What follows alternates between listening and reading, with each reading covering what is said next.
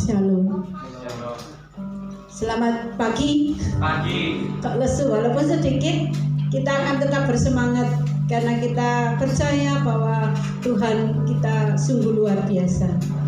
Puji nama Tuhan, pagi hari ini kita boleh berhimpun kembali untuk memuji dan memuliakan Tuhan. Bapak, Ibu, Saudara yang kasih di dalam Tuhan, kita telah melewati tahun 2023 dan saat ini kita memasuki pertengahan bulan Desember pada tahun 2024. Kita menghitung hari-hari kita dan kita merenungkan betapa Allah kita luar biasa.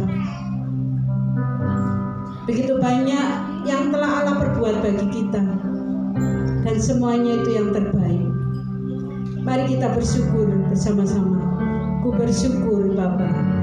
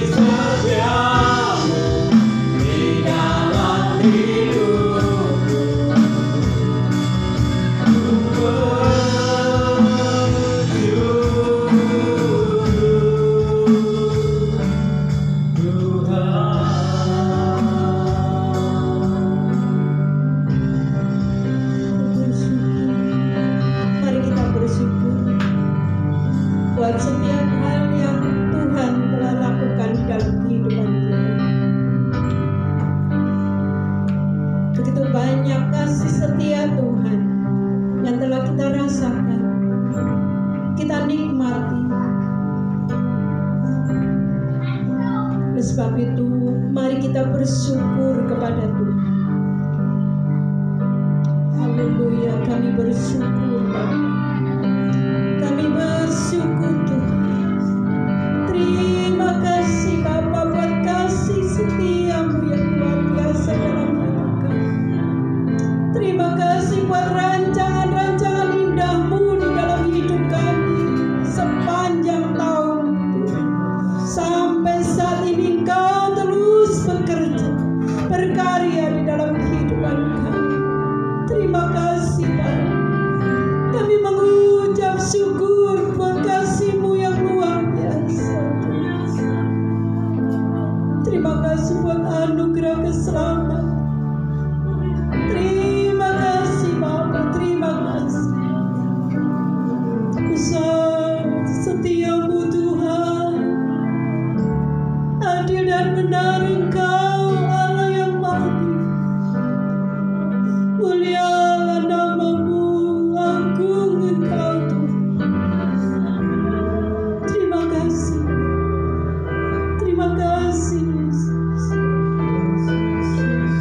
Terima kasih, syukur, syukur Yesus.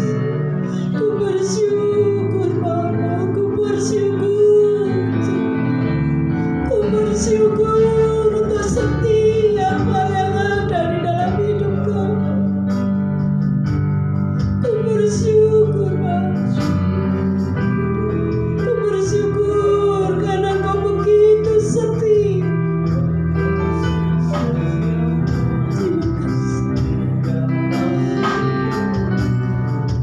Ku bersyukur Bapa, kita akan puji pujian ini, tapi kita merasakan betapa kasih Tuhan luar biasa.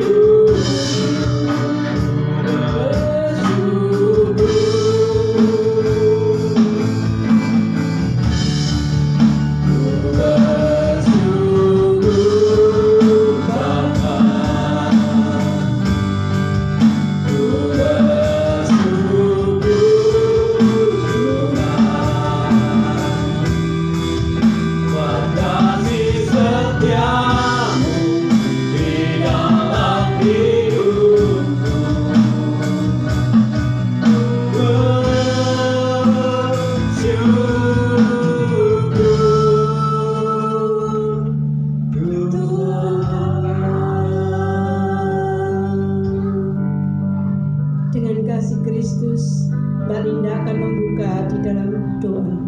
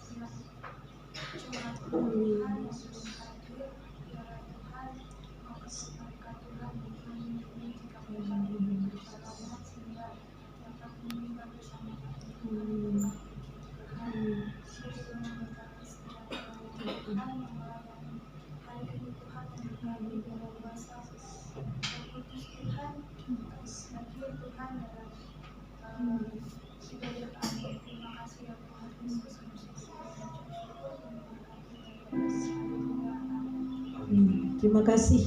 Silakan duduk. Bapak Ibu Saudara yang kasih di dalam Tuhan, setiap rancangan Tuhan itu indah bagi kita. Dan kalau kita miliki cita-cita, keinginan, mungkin tidak bisa tercapai pada tahun kemarin, dan saat ini kita akan tetap berharap bahwa waktu Tuhanlah yang terbaik bagi kita. Kita percaya bahwa tahun yang akan datang ini, hari-hari selanjutnya Tuhan yang begitu kasih-Nya begitu besar, merancangkan hal yang indah bagi kita, maka Dia akan memulihkan hidup kita. Waktu Tuhan, waktu yang terbaik.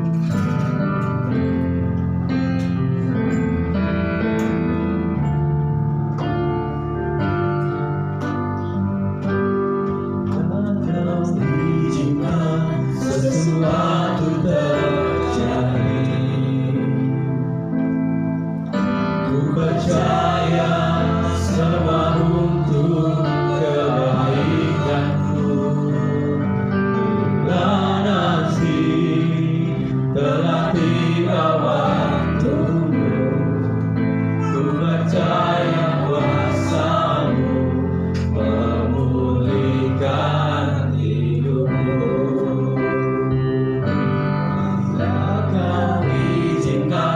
Sesuatu terjadi, ku percaya semua untuk kebaikanku. Bila nanti telah tiba waktumu, ku percaya kuasa-Mu memulihkan hidupku. Tuhan pasti yang terbaik, walau kadang tak mudah dimengerti. Lewati cobaan, ku tetap percaya waktu Tuhan pasti yang terbaik. Bila Kau izinkan semua terjadi, Bila Kau izinkan sesuatu terjadi, ku percaya semua untuk kebaikanku. Bila nanti telah tiba waktumu, ku percaya kuasa-Mu memulihkan hidupku. Waktu Tuhan pasti yang terbaik, walau kadang tak mudah dimengerti. Lewati cobaan, ku tetap percaya waktu Tuhan pasti yang terbaik. Waktu Tuhan pasti yang terbaik, walau kadang tak mudah dimengerti. Lewati cobaan,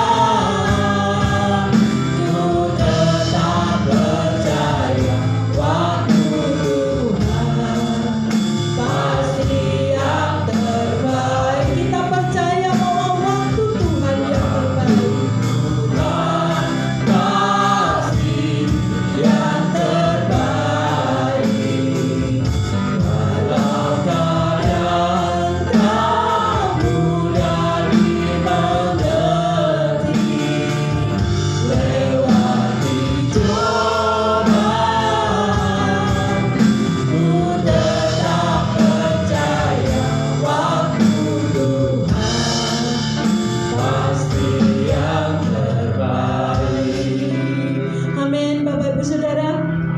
Waktu Tuhanlah yang terbaik. Apapun yang terjadi pada tahun kemarin, kita percaya bahwa tahun-tahun ini, bulan-bulan ke depan ini, kita percaya Waktunya Tuhan bagi kita adalah yang terbaik bagi kita. Oleh sebab itu mari kita mengucap syukur buat setiap hal yang Tuhan telah lakukan dalam hidup kita. Segala puji syukur bagimu Tuhan. Kita akan naikkan pujian ini dan saya undang Bapak dulu sambil bernyanyi. Segala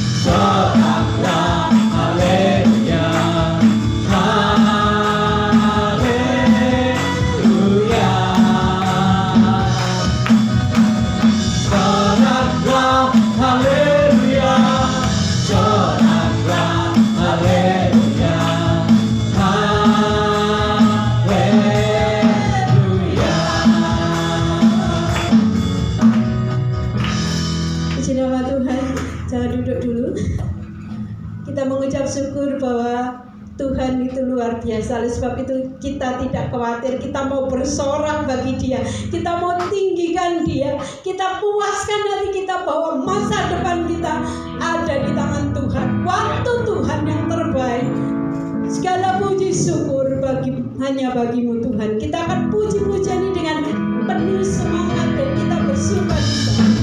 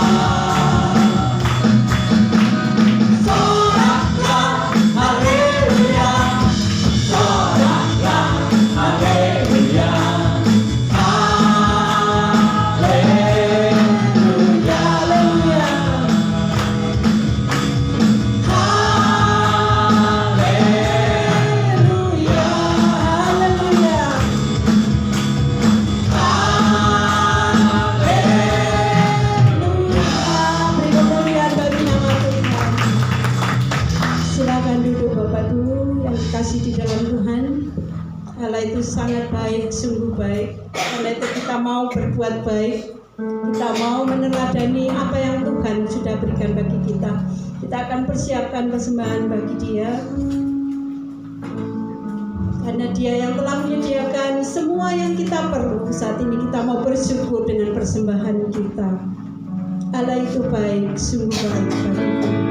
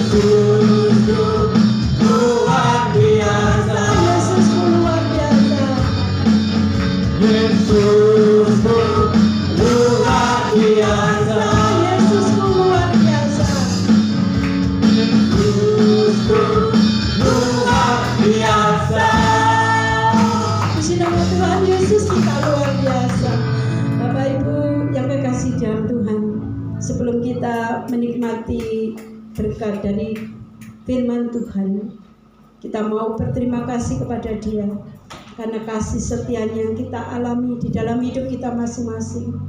Kita mau berterima kasih kepada Tuhan Yesus buat kebaikannya sepanjang hidup kita, buat anugerah yang diberikan kepada kita, anugerah keselamatan bagi kita.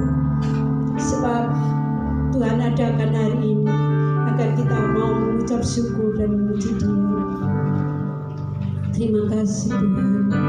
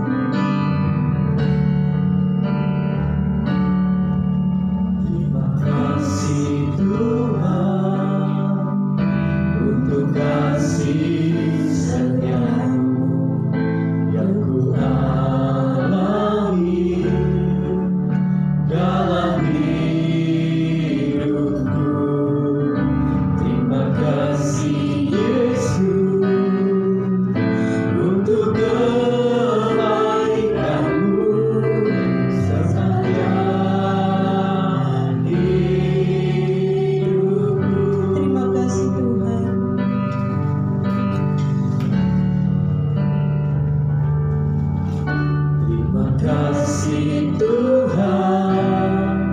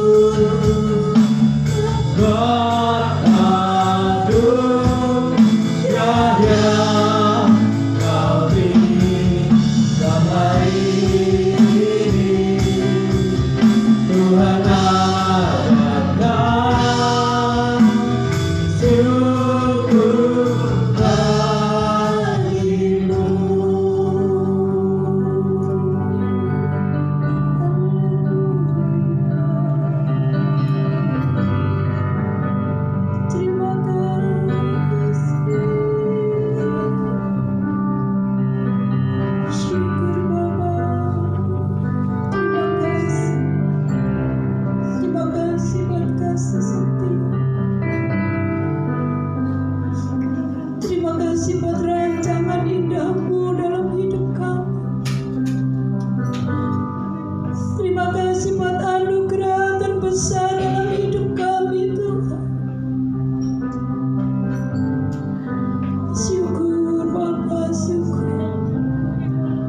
Syukur, terima kasih. Terima kasih Bapa, terima kasih. Terima kasih Bapa. Terima kasih Bapa. Kami percaya Kau senantiasa setia.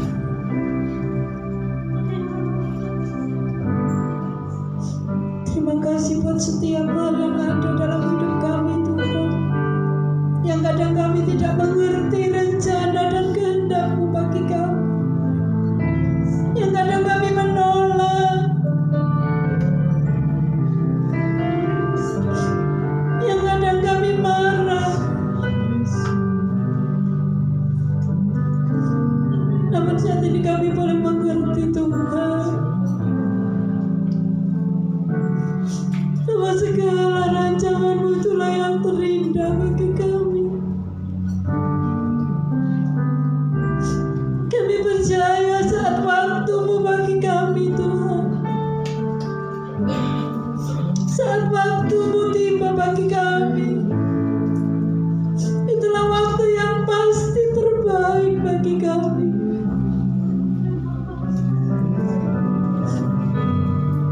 Kami mengucap syukur Bapa. Ampuni kami. Ampuni kami Tuhan.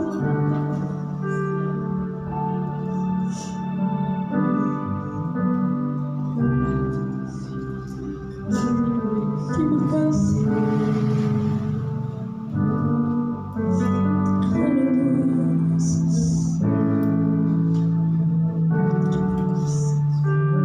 Terima kasih Tuhan. Kita akan puji pujian ini sebagai ungkapan syukur kita kepada Dia.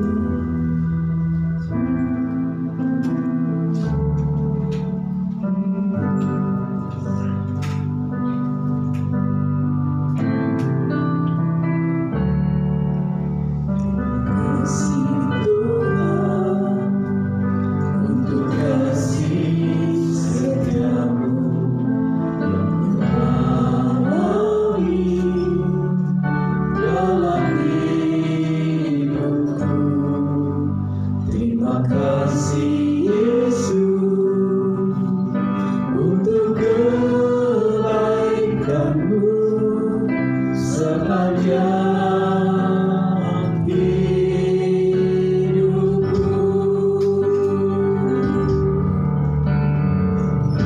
Terima kasih Yesusku,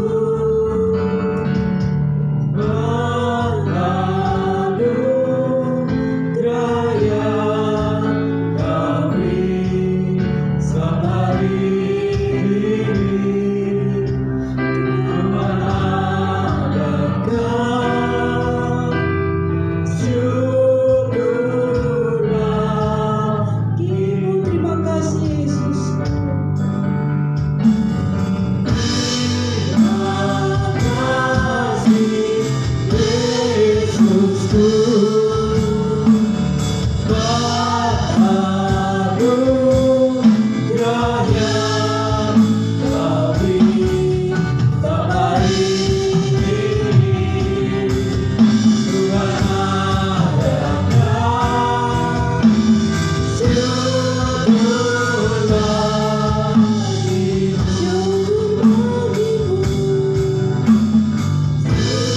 Syukur bagimu. Syukur bagimu. Syukur bagimu.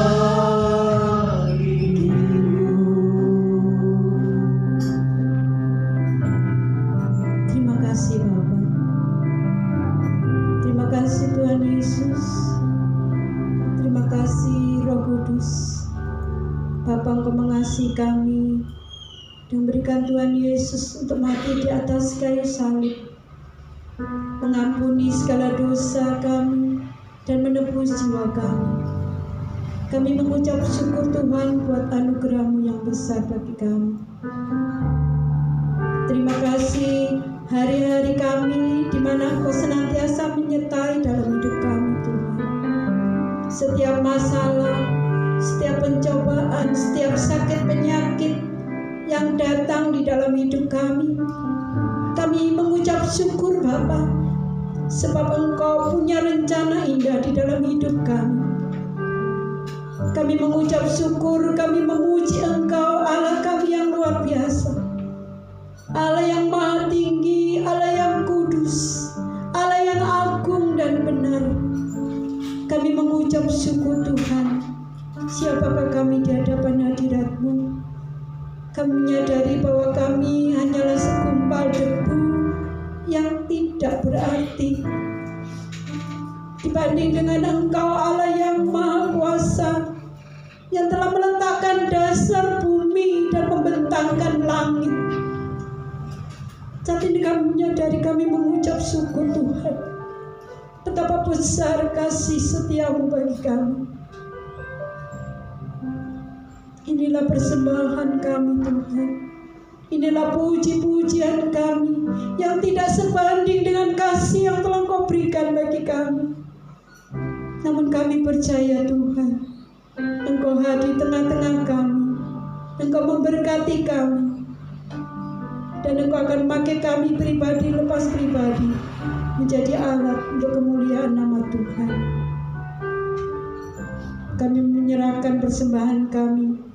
Kiranya Tuhan Engkau memberkati tangan-tangan yang telah terulur, yang telah berikan dengan kasih, dengan sukacita untuk pertumbuhan dan perkembangan gereja kami. Engkau juga memberkati kami yang saat ini belum memberi Tuhan. Kami percaya bahwa berkat-Mu berkelimpahan atas kami Bapa. Kami persembahkan persembahan pujian kami kepada-Mu Tuhan. Dan biarlah melalui pujian ini kami boleh dikuatkan dan diteguhkan. Sebentar kami mendengarkan firman Tuhan. Pilih hati kami Bapa. Sucikan kami dan layakkan kami untuk menerima berkat dari firman Tuhan. Firman yang memberikan kekuatan kepada kami, firman yang mengajar kami, firman yang memberikan kemampuan kepada kami untuk kami terus berjalan seturut dengan kehendak Tuhan.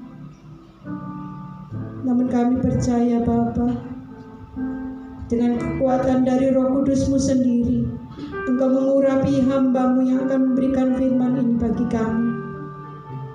Pakai hamba-Mu untuk menyampaikan kehendak Tuhan bagi kami, dan terangi hati kami untuk bisa menerima firman-Mu menjadi berkat di dalam kehidupan kami.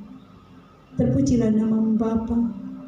Di dalam nama Tuhan Yesus Kristus kami serahkan segala doa dan ucapan syukur kami. Amin. Waktu selanjutnya saya serahkan pada Anda.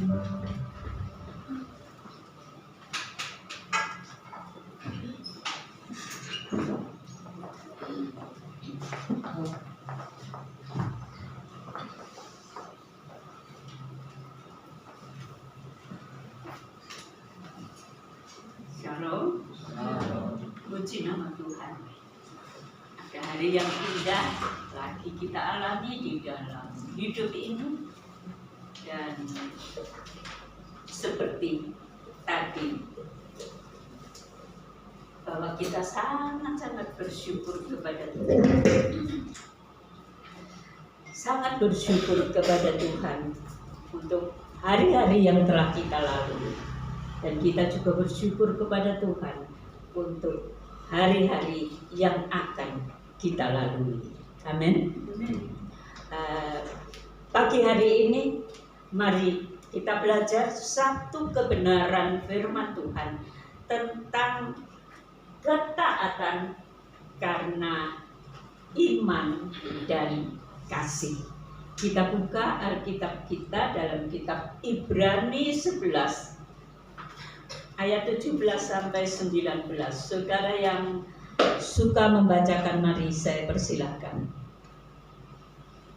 Ibrani 11 ayat 17 sampai 19.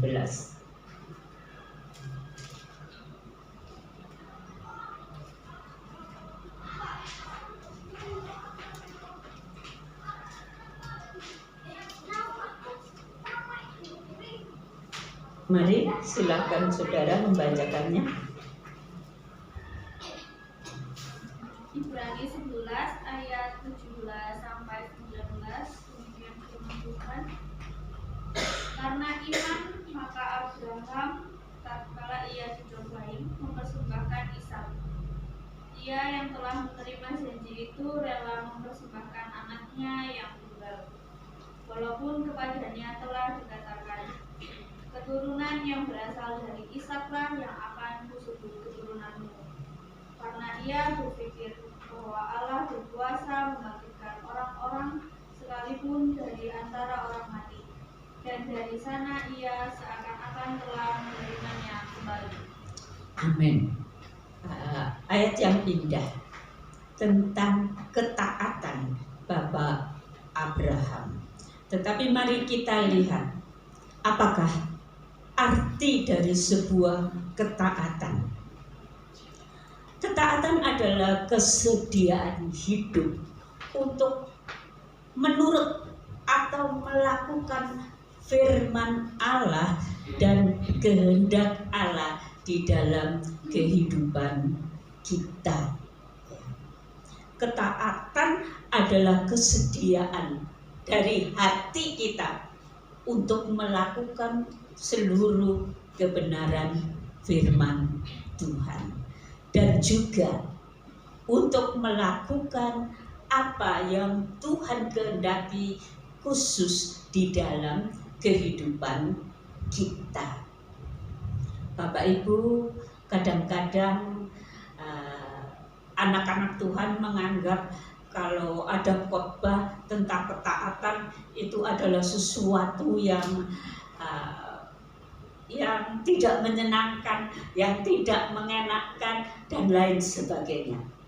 Tetapi saudara, sebenarnya di balik pengorbanan yang harus kita lakukan untuk ketaatan itu ada kemuliaan yang disediakan Allah. Amin. Di balik segala sesuatu yang kita harus perjuangkan dalam hidup ini, di sana ada kemuliaan Allah yang disediakan. Ketaatan adalah bagian dari iman. Ada orang yang menganggap karena Tuhan Yesus mengorbankan nyawanya untuk mengampuni segala dosa kita, melepaskan kita dari segala belenggu kegelapan, maka kita bebas hidup dalam kebebasan. Memang kita bebas, saudara, tapi bebas dari apa? Bebas dari dosa. Kita dibebaskan dari dosa. Di dalam kebebasan dari dosa itu berarti kita akan hidup menurut firman Tuhan. Ada yang hafal Matius 7 ayat 21?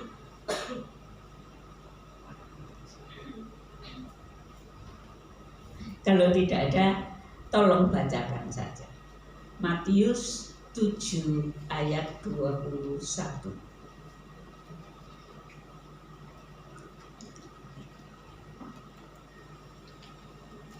Mari saudara.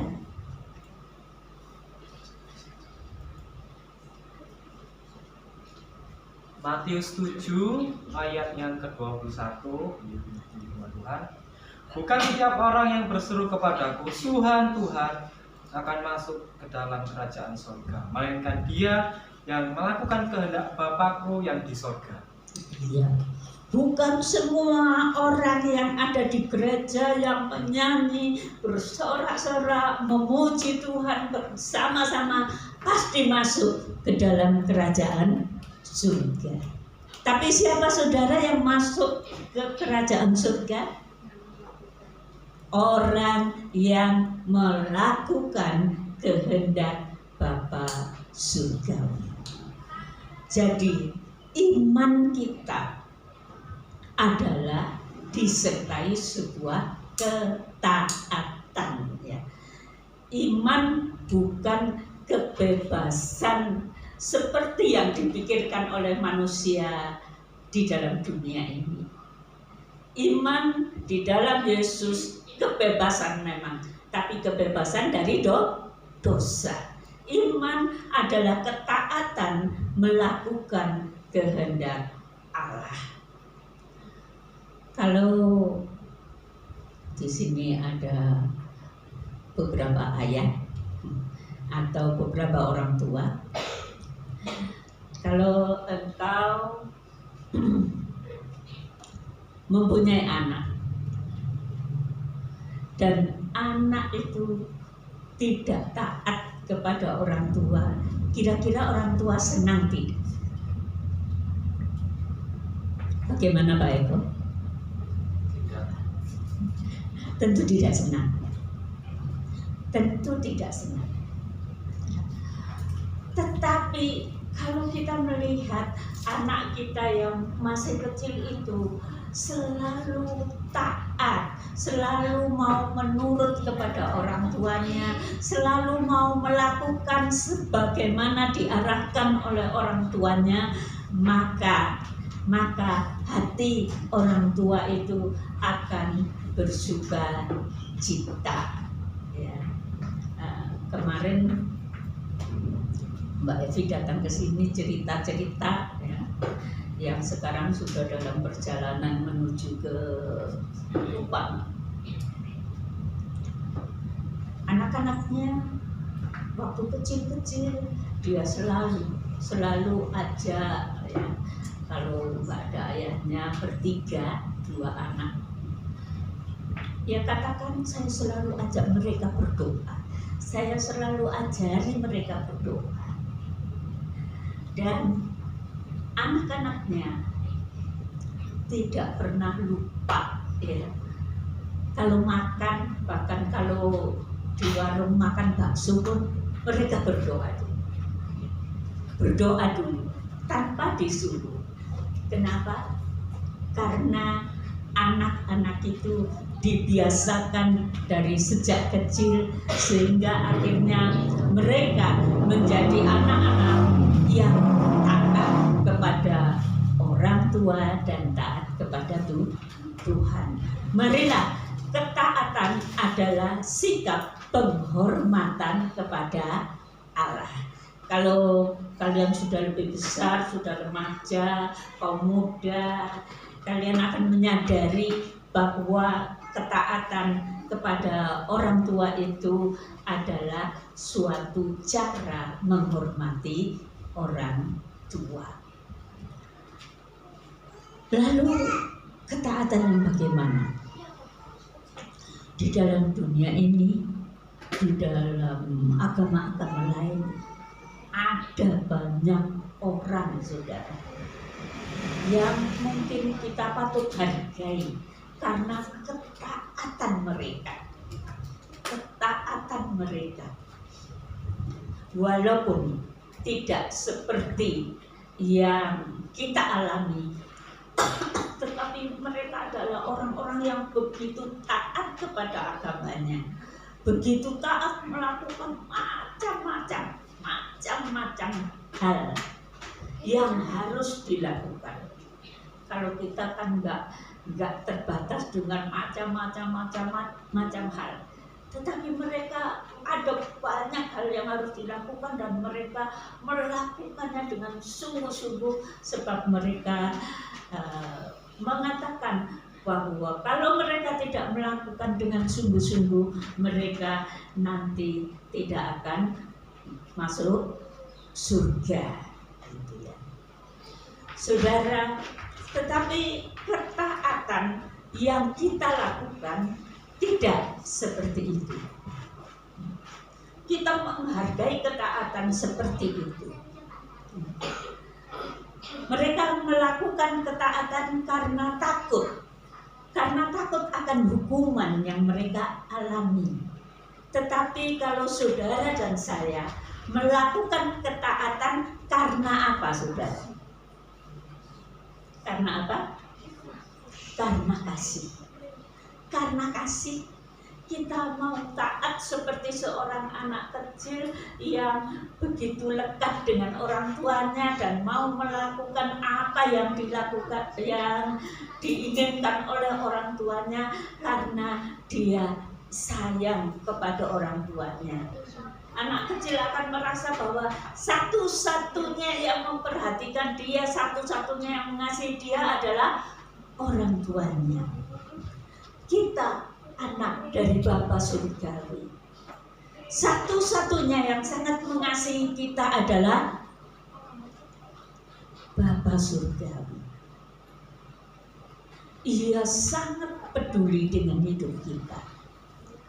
Jikalau kita menghargai, kalau tadi kita menghargai, kita mengucap syukur kepadanya, kita lanjutkan saudara dengan sebuah ketaatan kepada kehendak Allah karena kasih, karena kita mengasihi.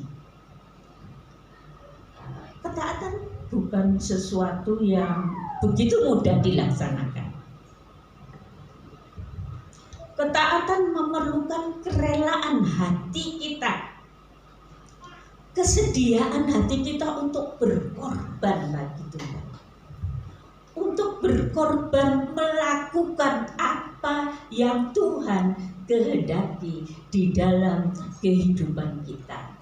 Itulah sebabnya sebagian orang merasa tidak senang dengan kata ketaatan itu, karena ketaatan itu merupakan sesuatu yang melawan kesenangan pribadi, sesuatu yang melawan kehendak daging kita, sesuatu yang bertolak belakang dengan segala sesuatu yang kita anggap itu memberi kenikmatan di dalam hidup ini. Bapak Ibu Saudara, tetapi marilah kita melihat siapa yang mau taat, siapa yang rela taat, siapa yang mau menyangkal diri untuk mengikut Tuhan. Saudara, ketaatan sebenarnya sesuatu yang indah. Ketaatan adalah taburan yang kita lakukan. Orang menabur pasti menuai. Menabur akan menuai. Ketaatan adalah sebuah taburan yang kita lakukan di dalam hidup ini sehingga kita pasti menuai. Menuai bukan hanya dengan pola pikir manusia yang sangat terbatas, tetapi menuai adalah nanti saudara akan melihat bahwa hidup saudara ada di dalam kemuliaan Allah. Yang kita tuai itu lebih dari segala sesuatu yang menyenangkan secara materi, tetapi membuat sukacita yang dalam jiwa kita, membuat kita memiliki damai sejahtera, membuat kita menjadi orang yang kokoh, kuat, memiliki suatu ketenangan hidup karena kita taat kepada Tuhan. Dan ketaatan itu akan membawa kemuliaan bukan hanya di dalam dunia ini, tetapi sampai kekekalan nanti. Jadi perihal ketaatan bukan sesuatu yang menekan, bukan sesuatu yang menakutkan, tetapi marilah kita bersyukur kalau Tuhan mengajar kita untuk taat. Tetapi marilah kita belajar merendahkan diri di hadapan Tuhan. Sekali lagi, ketaatan bukan hanya sesuatu yang seperti membebani kita, memberatkan kita. Tidak, saudara. Ketaatan adalah sesuatu yang karena Allah mau menyediakan kemuliaan bagi kita. Amin. Orang yang akan dipakai Tuhan di dalam segala apapun juga adalah orang-orang yang taat, orang-orang yang taat, orang-orang yang setia melakukan apa yang Tuhan kehendaki. Memang ketaatan sering bertolak belakang dengan kehendak atau pola pikir manusia duniawi. Nanti kita akan belajar tentang Abraham, bagaimana dia taat. Tetapi saya suka lebih dahulu dilanjutkan. Kita suka lebih dahulu melihat bahwa ketidaktaatan itu membawa kehancuran. Seorang pria muda yang postur tubuhnya tinggi, wajahnya ganteng. Dia adalah seorang yang pada awalnya seorang yang rendah hati di hadapan Tuhan. Pada waktu Israel menuntut untuk diberikan seorang raja, bangsa Israel memang tidak tahu berterima kasih. Sudah punya Allah jadi raja mereka tidak senang. Mereka katakan, kami ingin seperti bangsa-bangsa lain. Bangsa-bangsa lain punya raja, kami ingin punya raja. Dan akhirnya orang muda yang ganteng, tinggi, gagah ini dipilih Allah. Dipilih Allah, saudara, menjadi seorang raja. Wah, hebat ya. Fisiknya hebat. Lalu kemudian dipilih Allah menjadi raja. Dan dia, karena dipilih Allah, dia rendah hati. Maka pada awal-awal pemerintahannya, dia sanggup menaklukkan beberapa negara yang sebenarnya kalau sekarang ini dikatakan menjajah mereka, musuh mereka. Ia berhasil. Dan dia menjadi raja untuk seluruh bangsa Israel. Tetapi saudara, sesuatu yang menyedihkan. Beberapa kali Allah mengajar dia untuk taat.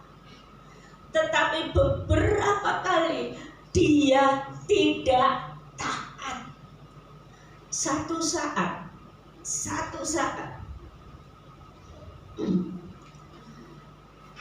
dia menyerang satu negara yang menjadi musuhnya.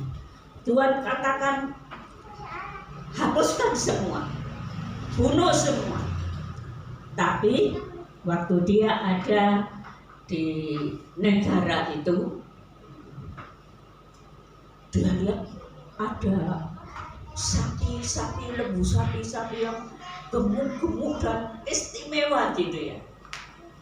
Lalu dia perintahkan anak buahnya untuk orang-orangnya dibunuh. Memang seperti disuruh oleh Tuhan.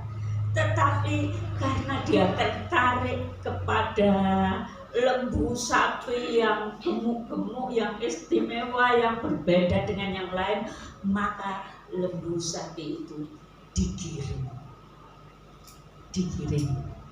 dibawa ke negerinya. Tuhan tidak mengizinkan mereka mengambil apapun dari tempat itu. Tetapi Saul tertarik dengan lembu sapi yang gemuk-gemuk, maka digiring dibawa ke sana. Ya, itu membuat Tuhan marah kepada Saul. Tetapi Tuhan masih mengasihi. Tuhan masih memberi ampun kepada Saul. Lalu pada peristiwa yang berikutnya,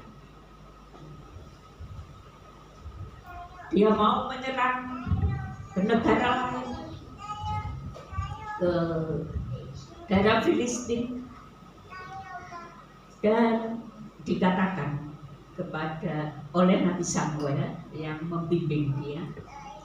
Nabi Samuel katakan, tunggu sampai nanti aku datang dan mempersembahkan korban bakaran, baru kalian boleh menyerang.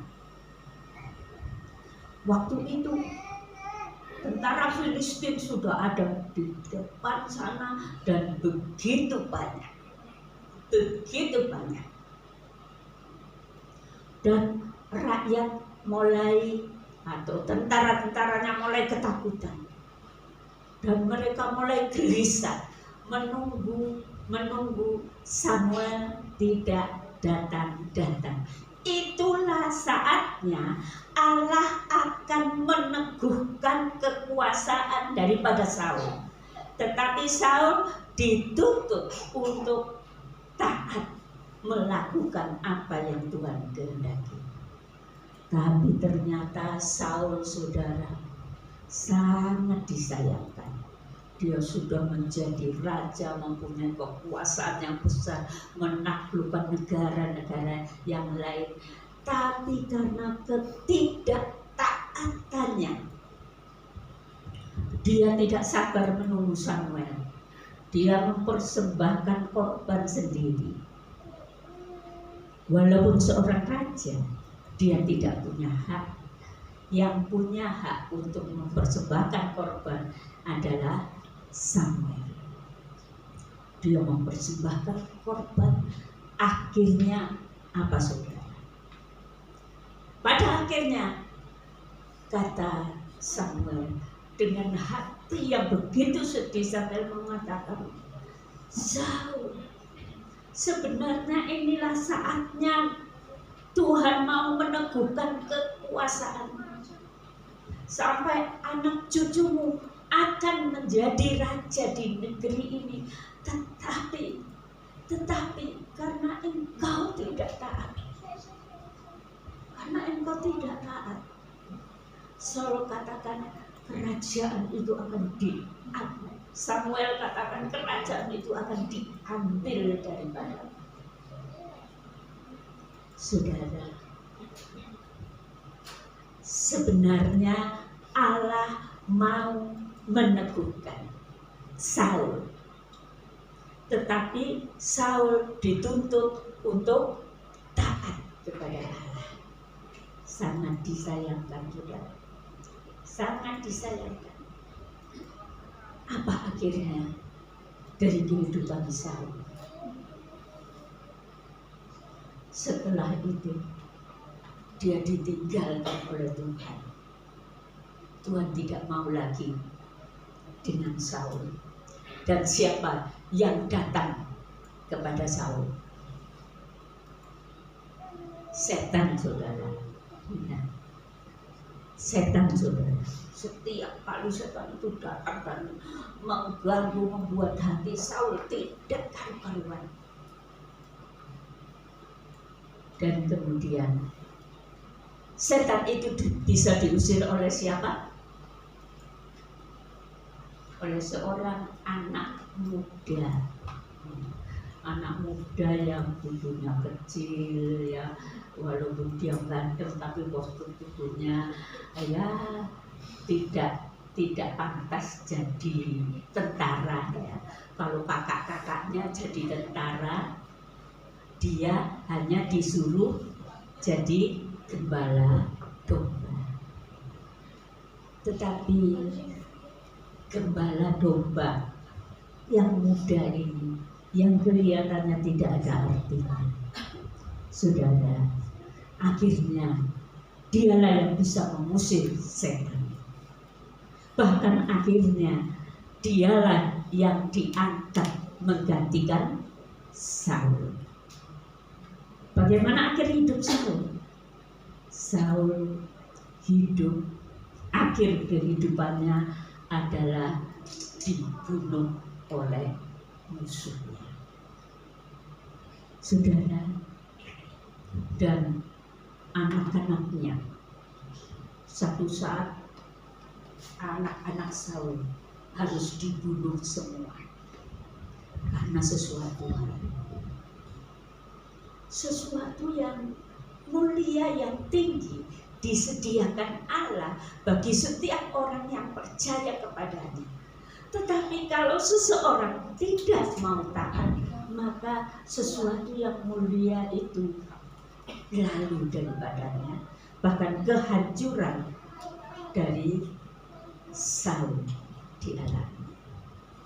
Ada satu lagi saudara, seorang yang bernama Bileam.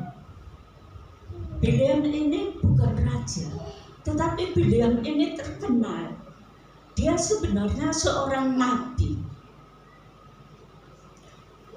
Ada begitu banyak orang kalau mengalami masalah datang kepada dia, minta didoakan, dan selalu ada hasil. Doa dari orang ini seperti sesuatu yang berkuasa begitu. Dia terkenal di berbagai daerah. Dia adalah orang yang dekat dengan Tuhan. Dia nabi Tuhan. Saudara, satu saat waktu orang Israel sedang berjalan menuju ke negeri Kanaan, maka mereka hampir masuk, tapi ada di daerah di kota Moab. Sebenarnya orang Israel tidak akan menyerang Moab. Ia hanya minta izin kepada Raja Moab untuk melewati jalannya. Tetapi Raja Moab ini begitu takut karena tahu bahwa kuasa Tuhan itu menyertai orang Israel. Mereka begitu takut. Karena begitu takut, raja ini mencari cara. Bagaimana caranya? Lalu pergi kepada Bileam. Anak tuanya disuruh pergi kepada Bileam, membawa begitu banyak hadiah yang besar. Diminta Bileam datang ke Moab untuk naik ke atas gunung, mempersembahkan korban bagi Allah mereka. Bukan Allah yang seperti kita sembah atau yang disembah oleh orang Israel, tetapi mempersembahkan korban kepada Baal, kepada Allah lain. Dan kemudian diminta Bileam untuk mengutuki orang Israel supaya mereka tidak dikalahkan. Tetapi saudara sekalian, Bileam berdoa kepada Tuhan. Tapi doanya bagaimana? Tuhan, izinkan saya untuk pergi ke Moab, ya, karena tawaran segala yang indah. Awalnya tidak mau, tapi datang lagi dari kerajaan Moab utusan untuk mengajak Bileam pergi ke sana. Akhirnya dia bilang, Tuhan izinkan saya, Tuhan izinkan saya. Lalu dia pergi. Tuhan katakan, ya sudah, kalau kamu mau seperti itu, pergilah, tetapi jangan mengatakan sesuatu yang tidak saya kehendaki. Saudara sekalian, Tuhan mengizinkan, tapi sebenarnya Tuhan tidak mengizinkan. Tuhan tidak mau Bileam pergi ke sana, sehingga di tengah perjalanan, di jalan yang sempit, keledainya itu menjadi berhenti, takut untuk maju. Si Bileam marah, dia ambil pukul, dipukuli keledainya. Dan apa yang terjadi? Tiba-tiba keledai itu bisa bicara. Keledai itu mengatakan, Tuanku, bukankah selama ini aku menurut kepadamu? Tetapi lihatlah, itu di depan ada malaikat Allah yang membawa pedang. Aku tidak berani maju. Dan kemudian Bileam matanya terbuka. Dia melihat malaikat Allah yang membawa pedang menghadang jalannya. Saat itu sebenarnya Allah ingin menyelamatkan Bileam, tetapi Bileam tidak mau taat, saudara. Sehingga pada akhirnya dia pergi juga ke Moab. Dia mempersembahkan korban, walaupun dalam hatinya kepada Allah, dan dia mau mengutuki orang Israel, tetapi yang keluar dari mulutnya bukan kutuk, jadi berkat. Allah yang membuat. Tetapi pada akhirnya Bileam binasa, saudara, bersama orang-orang yang tidak menyembah Allah. Karena apa?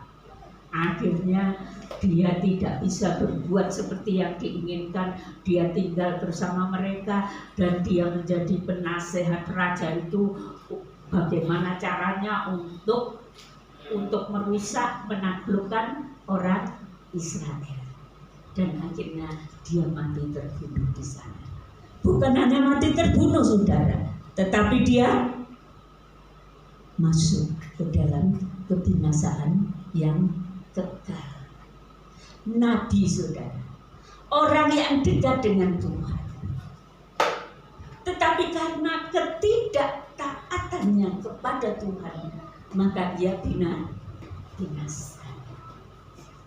Marilah kita belajar tentang ketaatan kepada Allah. Ketaatan memang sering bertolak belakang dengan kehendak kita, dengan pola pikir kita, dengan pola pikir manusiawi kita. Kadang-kadang saya sendiri berkata, Tuhan, lebih hari Tuhan menuntut kita lebih tahu taat kepada Tuhan. Kalau Tuhan mau memakai kita, kita harus taat. Dan kadang-kadang tidak mudah bagi saya. Tetapi saya belajar untuk taat. Dari sejak saya mulai melayani pekerjaan Tuhan, saya mulai mencari jiwa-jiwa agar ada gereja Tuhan di tempat ini.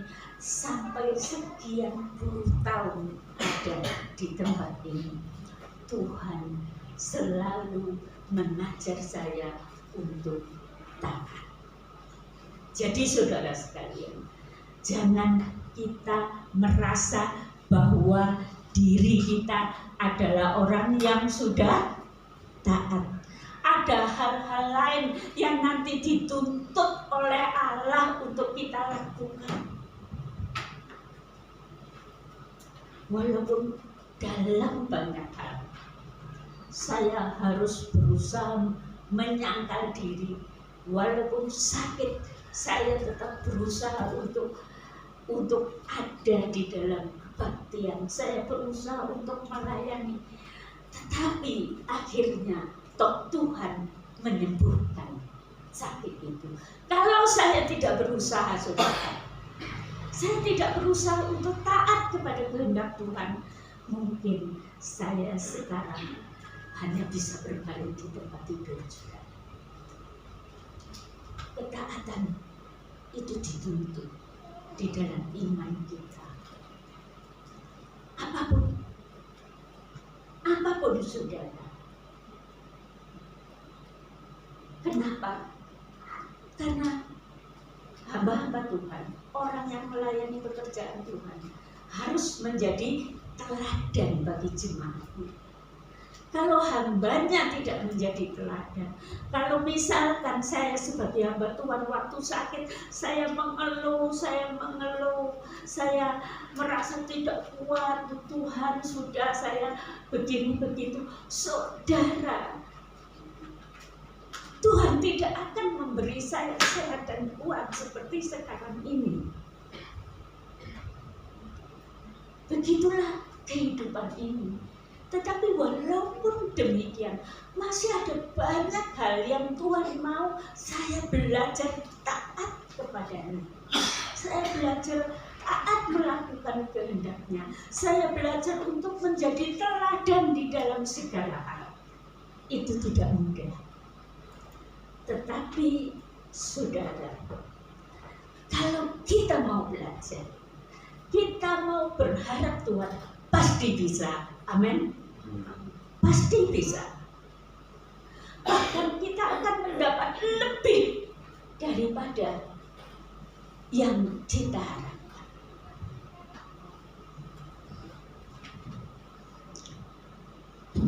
Tuhan akan memberikan saudara dan saya sesuatu yang lebih. Benarkah itu? Coba kita lihat dalam kitab Kejadian 12 ayat 1 sampai 7. Seorang Tony membaca.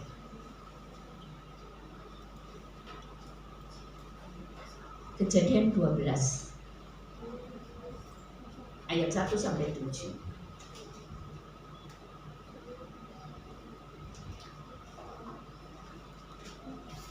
Mari, silakan.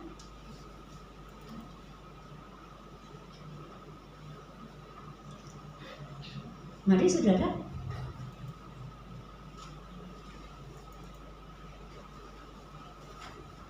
Tidak ada yang mau membacakan? Saya bacakan sendiri. Berfirmanlah Tuhan kepada Abraham, pergilah dari negeri dan dari sanak saudaramu dan dari rumah bapamu ke negeri yang akan kutunjukkan kepadamu.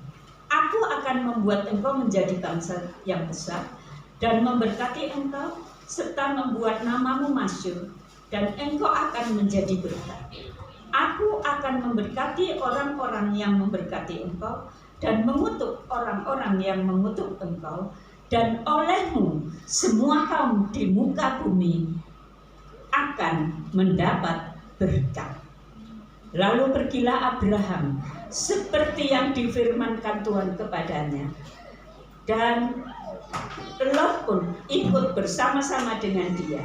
Abraham berumur 75 tahun ketika ia berangkat dari Haran. Abraham bawa Sarai istrinya dan Lot anak saudaranya dan segala harta benda yang didapat mereka dan orang-orang yang diperoleh mereka di Haran. Mereka berangkat ke tanah Kanaan lalu sampai di situ. Abraham berjalan melalui negeri itu sampai ke suatu tempat dekat Sikem, yakni pohon tarbanting di More. Waktu itu orang Kanaan diam di negeri itu. Ketika itu Tuhan menampakkan diri kepada Abraham dan berfirman, Aku akan memberikan negeri ini kepada keturunanmu, Maka didirikannya di situ mezbah bagi Tuhan yang telah menampakkan diri kepadanya. Allah memutus Abraham keluar dari antara keluarganya. Tidak diberitahu kemana. Nanti akan ditunjukkan Tuhan.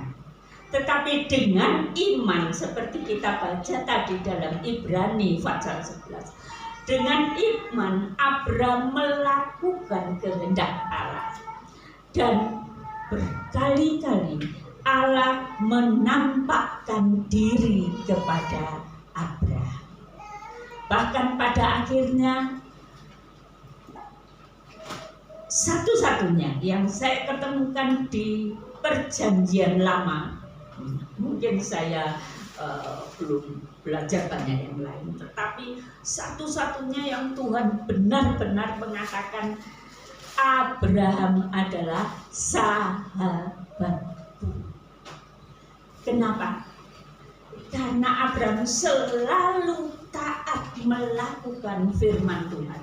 Sampai di dalam Kejadian 21, Abraham diutus mempersembahkan anak satu-satunya yang diberikan Allah kepada Abraham pada usia tuanya. Dan yang Allah berjanji melalui anak ini akan menjadi bangsa yang besar. Tuhan katakan, pergilah Abraham ke Gunung Moria, persembahkan Ishak anakmu. Saudara, apa yang dikatakan Tuhan itu bertolak belakang secara manusia dengan apa yang Tuhan sudah anugerahkan kepada Bapak Abraham, yang memberi Bapak Abraham anak pada masa tuanya pada umur 100 tahun, Ibu Sarah umur 91 tahun, lahir Ishak, anak yang dijanjikan Allah. Kenapa sekarang Allah menyuruh menyembelih Ishak, mengorbankan Ishak? Tetapi Abraham begitu taat, walaupun hatinya hancur. Ada di sini saudara yang tega membunuh anaknya? Tentu tidak ada. Bapak Abraham yang sangat mengasihi Ishak, hatinya hancur. Tetapi dia percaya kepada Allah bahwa seandainya dia telah korbankan Ishak dan Ishak mati, Allah sanggup membangkitkan Ishak kembali hidup. Itulah iman dan kasih dari Bapak Abraham. Saudara, kita melihat bahwa hasil dari sebuah ketaatan dari Bapak Abraham itu suatu yang luar biasa. Bapak Abraham terkenal dari lebih dari 4.000 tahun yang lalu sampai saat ini, dan sampai nanti dunia ini diubah Allah menjadi sebuah dunia yang baru. Abraham tetap dikatakan bapak orang beriman. Kita adalah anak-anak Abraham di dalam iman. Melalui keturunan Bapak Abraham, Yesus Kristus, Tuhan kita lahir sebagai juru selamat bagi semua manusia di seluruh dunia. Kenapa bisa demikian? Karena ketaatan Bapak Abraham. Jadi jangan takut untuk taat, saudara. Walaupun saudara harus melawan keinginan diri, melawan kehendak diri, taatlah. Maka kita melihat sekian ribu tahun tetap Abraham, nama Abraham menjadi nama yang luar biasa di seluruh dunia. Bukan hanya itu, keturunan Bapak Abraham yang sampai oleh Allah dibiarkan dibawa tertawan ke negeri Babel, tapi akhirnya mereka dikembalikan lagi. Keturunan Bapak Abraham karena telah melawan Tuhan Yesus, Akhirnya mereka dikalahkan oleh kekaisaran Romawi dan mereka terpencar ke seluruh dunia, sehingga tanah mereka kosong dan sebagian dari tanah mereka seperti yang sekarang disebut tanah Palestina dimasuki oleh orang Arab yang tinggal di situ. Tetapi walaupun sekian banyak tahun, akhirnya pada tahun 1945 orang Yahudi dikembalikan ke negerinya. Saudara, dan kalau orang Yahudi adalah orang-orang di dunia ini yang paling hebat, paling pinter, paling terkenal di dalam begitu banyak hal. Itu terjadi karena ketaatan dari nenek moyangnya Bapak Abraham. Saudara dan saya akan menjadi orang yang dipakai Allah, dibawa ke dalam kemuliaannya, bahkan sampai anak cucu kita akan menjadi orang-orang yang dipakai Allah, jikalau di dalam hidup ini kita belajar taat. Amin, saudara. Amin. Janji Allah begitu banyak bagi kita. Kita akan menjadi orang yang luar biasa, saudara. Dan kita akan menikmati kemuliaan kekal selama-lamanya apabila dalam hidup ini kita memberikan hati kita untuk taat kepada Allah. Taat di dalam segala hal, saudara. Walaupun harus menyangkal diri. Kita bukan orang-orang yang sebenarnya tidak dituntut begitu banyak. Tapi kalau saudara dan saya belajar tentang Rasul Paulus, belajar tentang rasul-rasul, belajar tentang jemaat gereja yang mula-mula, mereka dituntut untuk sampai ada yang mati dibunuh karena mereka mau memiliki kerajaan surga. Karena mereka mau taat kepada Tuhan. Mengapakah kita di sini yang tidak dituntut sampai seperti itu? Kadang-kadang untuk mau taat kepada Allah itu rasanya sulit. Mari jangan kita menjadi seperti itu. Kita akan melihat diri kita di mana posisi kita saat ini. Apakah kita menjadi orang yang menganggap ringan hal-hal yang kita anggap sepele, misalkan hati yang tidak tulus, kata-kata yang tidak jujur, dan lain sebagainya, kata-kata yang menyakitkan orang lain, kata-kata gosip, kata-kata yang negatif, kata-kata yang tidak perlu, yang Tuhan katakan biarlah kita tidak masuk di dalamnya, tetapi kita anggap remeh, kita tetap melakukannya.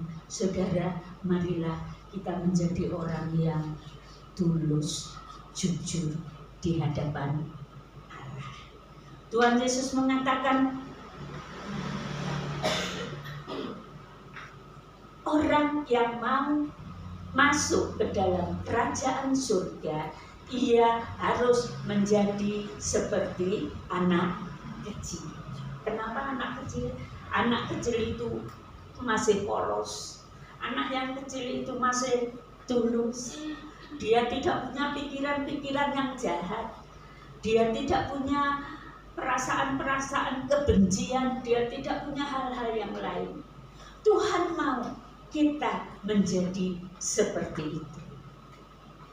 Kalau lihat diri saudara, kalau mungkin kita itu masih kadang-kadang tidak jujur, hati kita tidak betul-betul tulus, kadang-kadang mulut kita pakai untuk hal-hal yang tidak perlu, yang negatif, yang merusak orang lain, Saudara, mari kita berkata kepada Tuhan sekarang, Tuhan ampuni saya, Tuhan ampuni saya, Tuhan sucikan saya mau belajar taat, saya mau menjadi orang yang tulus, jujur di hadapan Allah dan sesama manusia.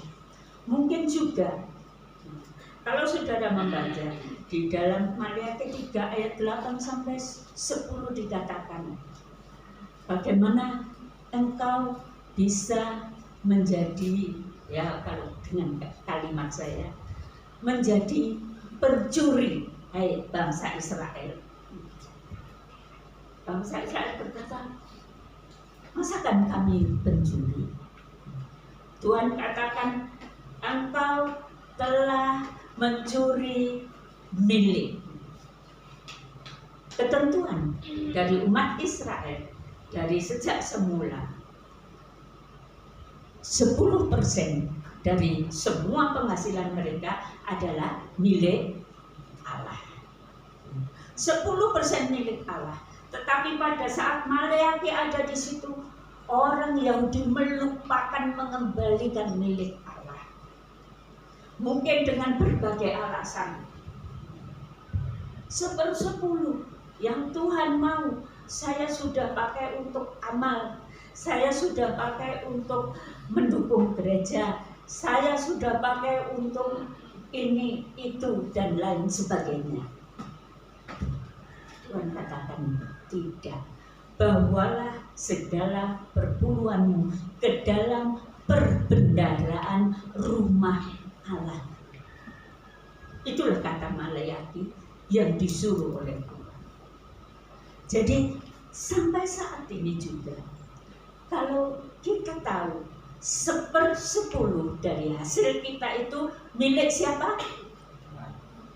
Milik Tuhan, bukan milik saudara. Saudara tidak boleh mengatur sesuai dengan kehendak saudara. Firman Tuhan mengatakan, bawalah ke dalam perbendaharaan rumah Allah. Jadi kalau kita di sini perpuluhan mungkin kita masukkan dalam amplop, kita beri nama, ya, perpuluhan Ibu Nyoto misalkan, biasanya seperti itu, lalu dimasukkan dalam persembahan. Bukan berarti perpuluhan itu saudara bisa ambil bagian-bagian, saya buat persembahan, itu tidak, saudara. Persembahan dan persepuluhan berbeda. Bawalah ke dalam perbendaharaan rumah Allah. Jangan diatur menurut kemauan saudara sendiri, karena itu bukan milik saudara, itu milik Tuhan. Dan ada lagi yang lebih lagi, tidak mau memberikan perpuluhan, tetapi apa jadinya? Yang Tuhan katakan, aku akan membukakan tingkap-tingkap di langit, dan aku akan mencurahkan segala berkat ke atasmu. Saudara,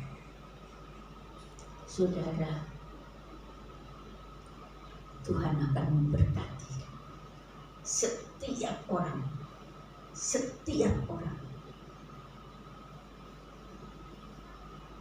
yang mau taat melakukan perpuluhannya kepada Tuhan. Itu yang Tuhan sedang katakan. Dahulukan persepuluhan. Saya sendiri juga bisa, saudara. Perpuluhan saya ke daerah sana. Saya sendiri bisa, kalau saya mau memberi perpuluhan hanya yang beberapa, mungkin 100 lebih yang saya dapat dari gereja. Tetapi saya tidak berani, saudara. Saya memberikan perpuluhan semua yang saya dapat, mungkin ada di tunjang anak saya, mungkin yang saya dapat dari gaji pensiun, walaupun pensiun itu sudah terpotong begitu banyak dan lain sebagainya. Saya tidak berani, saya lakukan semua Tetapi saudara tahu siapa kami pada waktu itu? Kami adalah hamba Tuhan yang bukan hamba Tuhan yang punya duit, bukan hamba Tuhan yang ada orang yang mendukung dan lain sebagainya. Tetapi pada akhirnya satu saat Tuhan katakan, lihat itu, kamu dapat menguliakan 4 orang anak dengan keadaan itu dari mana? Kami katakan waktu itu adalah kami orang miskin secara manusia, tetapi Allah memberkati sehingga keturunan kami, anak-anak saya bisa mencapai apa yang Dia inginkan di bidang pendidikan.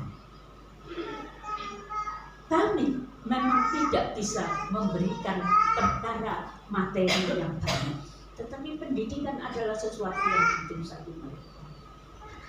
Semua itu karena anugerah Tuhan. Saudara bayangkan kalau saat ini saudara punya anak seperti saya yang jaraknya tidak jauh. Ada 3 anak yang kuliah bersama, yang 1 kuliah di Surabaya, yang 2 kuliah di Malang, yang 1 sekolah di Malang. Nggak tahu saudara, kalau bukan tangan Allah yang memberkati. Jadi berkat itu jangan saudara anggap, kalau saya cerita begini, jangan saudara anggap kalau saya memberikan perpuluhan nanti saya akan dapat uang banyak. Tidak seperti itu, saudara. Tidak seperti itu. Tetapi tetap kalau saudara menabur, saudara akan menuai. Ya. Mengapa saya ceritakan itu sebagai salah satu contoh. Mari kita taat kepada Allah, bukan kepada siapa-siapa, kepada Allah kita, bukan untuk dilihat oleh orang lain. Memang tidak mudah kita menjadi orang yang bisa taat. Tetapi Tuhan Yesus berkata di dalam Yohanes pasal 5 ayat 19 sampai 21, Dia katakan, apa yang aku katakan itu bukan dari diriku sendiri, tetapi dari Bapa yang mengatakannya kepadaku. Apa yang aku lakukan itu bukan dengan kuasaku sendiri, tetapi dengan contoh yang Bapa berikan kepadaku. Dan dikatakan pada waktu pagi hari, murid-muridnya terbangun. Mereka mencari Tuhan, ternyata tidak ada bersama dengan mereka. Di mana Tuhan? Tuhan pergi keluar. Biasa orang Yahudi dulu di bawah pohon zaitun dengan daunnya yang tinggi. Di sana pada waktu entah jam berapa kita tidak tahu. Mungkin masih jam 2 malam, jam berapa, Tuhan ada di situ. Tuhan berdoa, Tuhan mencari Bapaknya. Kita memang tidak gampang taat. Tetapi kalau tiap hari kita bawa hati kita kepada Tuhan, kita mohon pertolongan Roh Kudus, dan kita mengambil satu keputusan untuk taat kepada Dia, maka Dia akan menolong kita.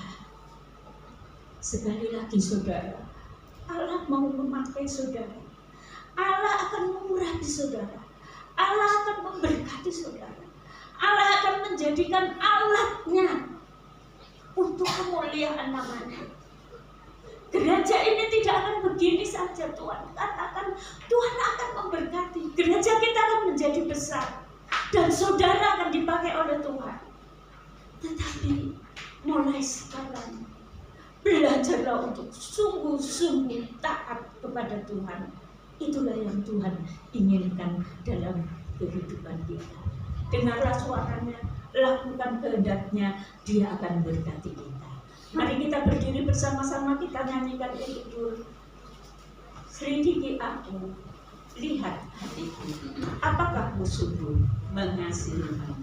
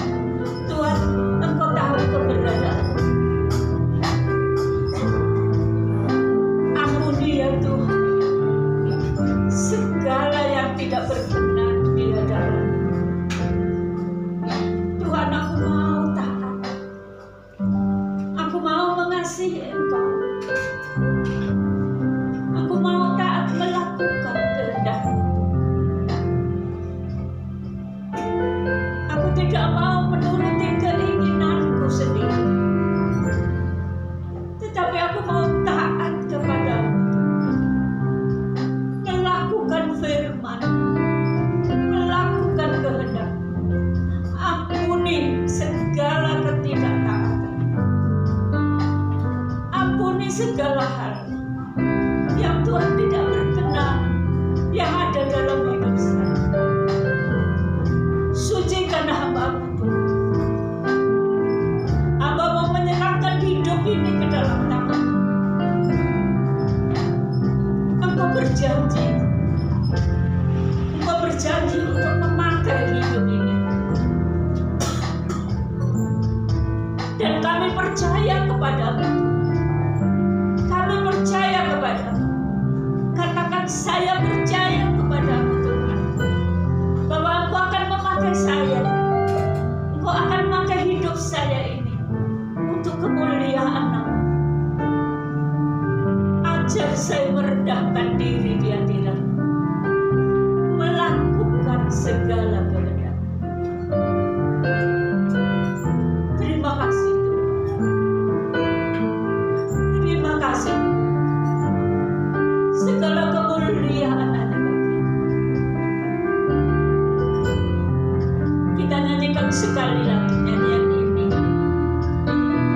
Kemudian nanti Pak Jumri berdoa buat kita.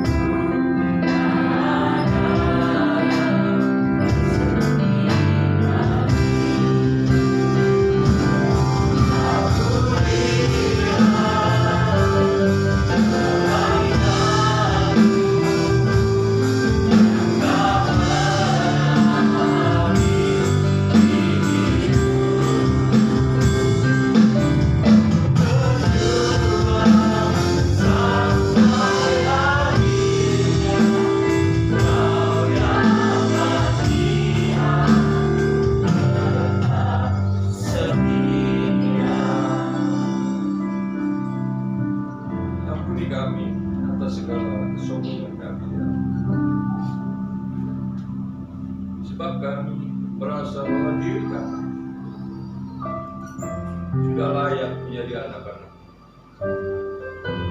Tetapi kami di mata Tuhan hanya kecillah segala perbuatan apa.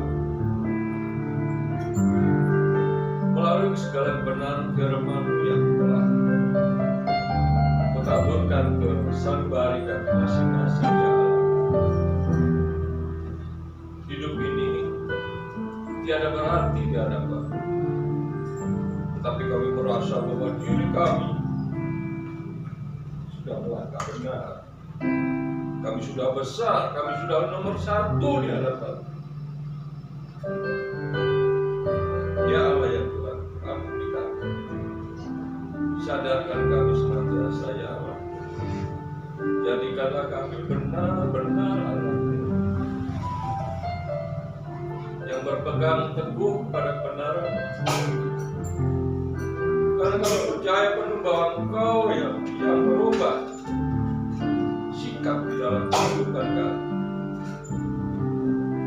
Kami adalah pelaku, kami adalah aktor atau pemain, ya Allah.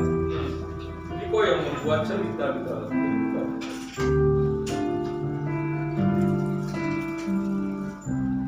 Dari hari-hari Engkaulah yang menentukan kehidupan dan perjalanan hidup, ya Allah. Ajari kami senantiasa berbuat benar dan melangkah sesuai dengan cerita yang Kau berikan kepada kami, agar kami bisa melakukan penuh dengan damai dan sukacita yang daripada-Mu. Kau tahu apa yang menjadi isi hati kami pribadi lepas pribadi. ingin semua maju di dalam kemuliaan nama-Mu. Bukan kami hanya rajin datang ke gereja-Mu ya Allah, melainkan perilaku dan tingkah laku. Agar kami menjadi cermin dan menjadi kemuliaan bagi nama-Mu dan berkat bagi orang yang memandang. Kami tak ingin ditinggikan oleh orang-orang atau sesama kami manusia ya Allah, tapi kami ingin dicela oleh karena kami benar. Itulah tujuan hidupku yang sebenarnya. Ajar kami yang masih belum mengerti arti kehidupan di dalam dunia ini, apa tujuan Allah menciptakan kami pada dunia ini. Semata-mata hanya untuk menyebarkan kebenaran-Mu ya Allah, agar di dalam dunia tiada permusuhan, perselisihan, bunuh-membunuh, caci memaki dan lain-lainnya ya Allah. Itulah biarlah kehidupan di dunia ini manusia menjadi damai, bersatu untuk bersama-sama melakukan kebenaran dan kemuliaan Allah. Benar ya Allah, koreksi diri kami masing-masing agar kami menjadi pribadi yang Tuhan inginkan dalam hidup. Karena dalam kemuliaan adalah luar biasa. Apa yang kami butuhkan di dalam dunia ini sahabat contoh dalam kehidupan kami sendiri, bahwa Tuhan senantiasa mencukupkan apa yang kami butuhkan, walaupun hamba tidak meminta kepada. Itulah kebenaran yang Tuhan tanamkan dalam hidup. Ajari kami untuk tidak cengeng Tuhan, agar kami tetap senantiasa kuat walaupun menghadapi masalah dan persoalan dalam hidup. Karena manusia tanpa persoalan tiada akan naik kelas ya Allah di hadapan. Biarlah berkat pengertian kami semua, agar kami bisa melanjutkan segala misi yang Tuhan berikan kepada. Bersyukur atas segala firman-Mu ya Allah. Berkati hamba-Mu yang telah menyampaikan, yang telah membeberkan begitu jelas, sehingga kami boleh lebih mengerti. Berkat senantiasa mengalir dalam kehidupan kami dari tempat ini sampai kami pulang menggunakan hati. Dalam nama Tuhan kami Yesus. Inilah Tuhan. Mari angkat tangan Bapak Ibu Saudara semua. Bapak Ibu Saudara yang saya kasihi, marilah kita pulang dengan segala berkat surgawi dari Bapa surga. Marilah kita pulang dengan kasih karunia dari Tuhan kita Yesus Kristus. Dan marilah kita pulang bersama Allah Roh Kudus yang menguatkan kita, yang menghibur kita, yang memimpin kita, yang mengurapi kita untuk menjadi berkat bagi orang lain. Marilah kita pulang bersama dengan Allah Roh Kudus dari saat ini sampai Maranatha, Tuhan datang yang kedua kali. Di dalam nama Tuhan Yesus, saudara yang percaya katakan amin. Silakan duduk saudara. Ada